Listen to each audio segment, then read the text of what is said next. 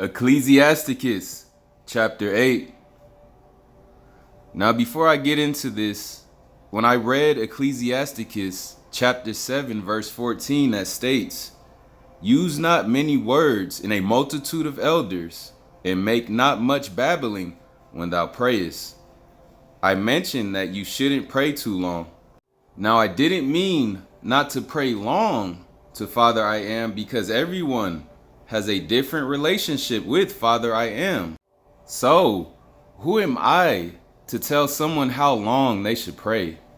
But it's the way you pray that Father I Am mentioned, like meaningless, talking about a whole bunch of nothing type prayers. Imagine you were talking to your physical father for 30 minutes, constantly babbling about nothing and repeating yourself like your father didn't hear you the first 3 times. How would you think he would feel? So how do you think your spiritual father feels when he deals with it on a daily basis?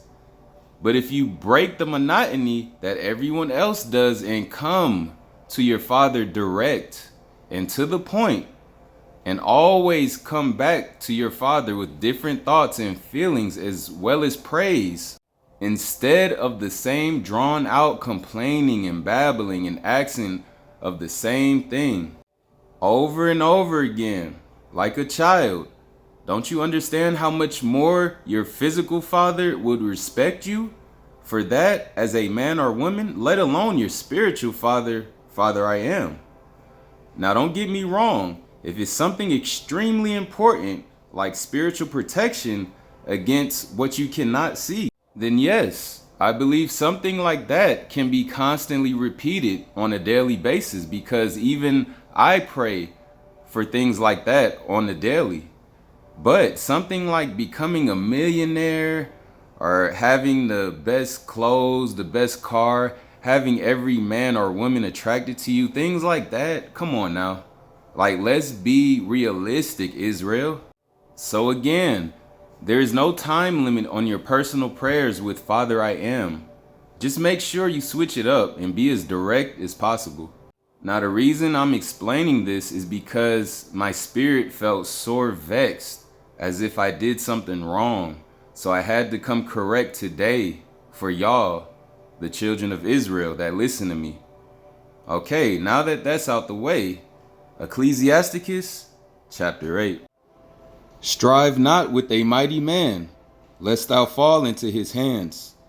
Be not at variance with a rich man, lest he overweigh thee. For gold hath tried many, and perverted the hearts of kings.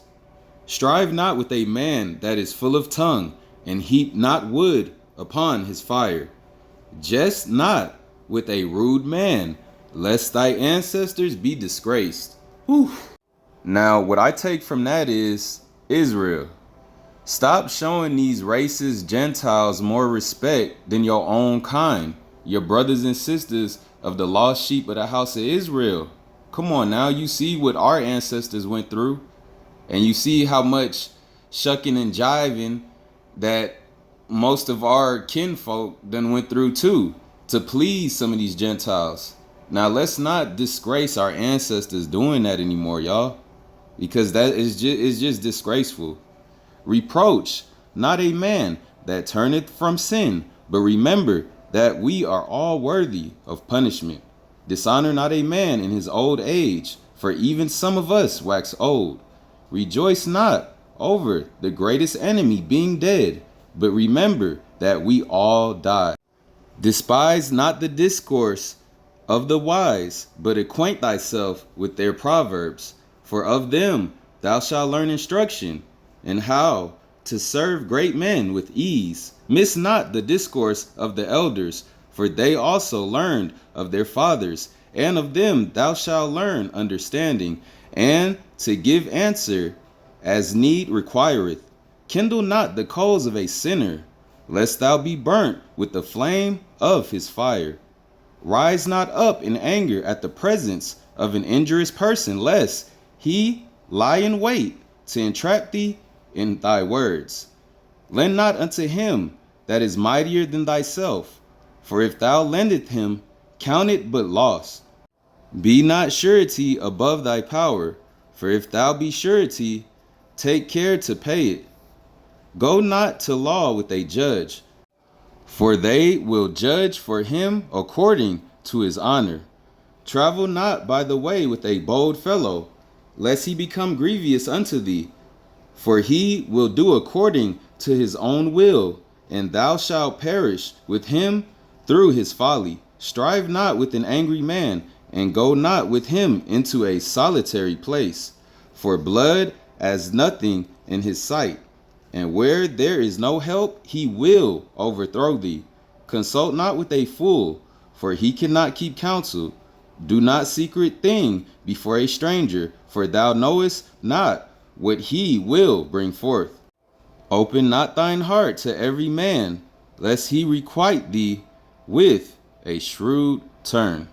All praise to my power, I am that I am, the power of all living things, the power of the heavens and the earth, the power of the Son of Man, Abraham, Isaac, and Jacob. Shalom.